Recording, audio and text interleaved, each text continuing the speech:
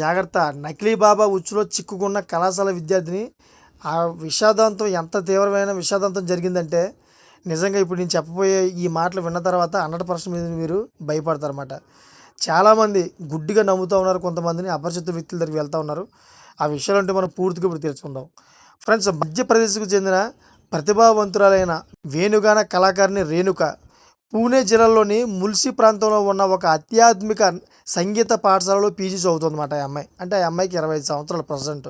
So గత April 6న ఆమె ఆత్మహత్య చేసుకుంది. ఎందుకంటే ఈ ఘటన వెనక ఉన్న దిగ్భ్రాంతికరమైన విషయాలు ఇప్పుడు వెలుగులోకి వచ్చాయి. అవేంటో పూర్తిగా మనం తెలుసుకుందాం.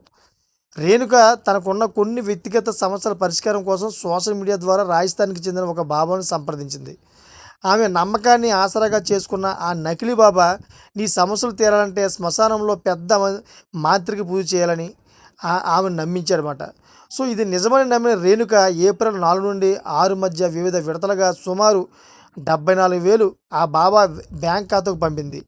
రేణుక వద్ద ఉన్న డబ్బునంతా లాక్కున్న తర్వాత కూడా ఆ బాబా వదలలేదు. ఇంకా డబ్బు పంపకపోతే నీకు నీ తల్లికి పెద్ద ఆపద వస్తుంది, మీ ప్రాణాలు పోతాయి అని క్షుద్ర పూజల పేరుతో బెదిరించడం మొదలుపెట్టాడు. ఇప్పటికే మానసిక ఒత్తిడిలో ఉన్న రేణుక బాబా నిరంతర బెదిరింపులకు భయపడి తన హాస్టల్ గదిలోనే ఉరివేసుకుని ఆత్మహత్య చేసుకుంది పాపం. సో రేణుక గదిలో జరిపిన విచారణలో ఆమె ఫోన్ సంభాషణలు, మనీ ట్రాన్స్ఫర్ వివరాల ద్వారా ఈ మోసం బయటపడింది.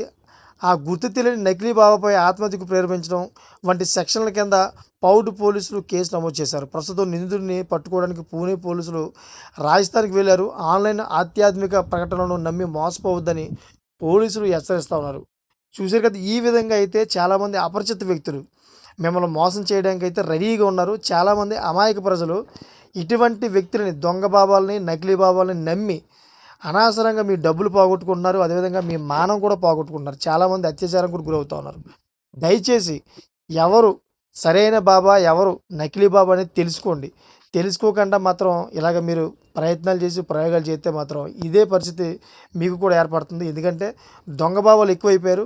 పోలీసులు కూడా వీళ్ళ మీద చాలా ఎంక్వైరీ చేస్తూ ఉన్నారు. ఎక్కడైనా దొంగ బాబాలు ఉంటే కనుక ఏరి పారేస్తూ ఉన్నారు. సో ఇటువంటి లేటెస్ట్ ఇన్ఫర్మేషన్ కోసం నా ఛానల్ సబ్స్క్రైబ్ చేసుకోండి. Thank for watching friends.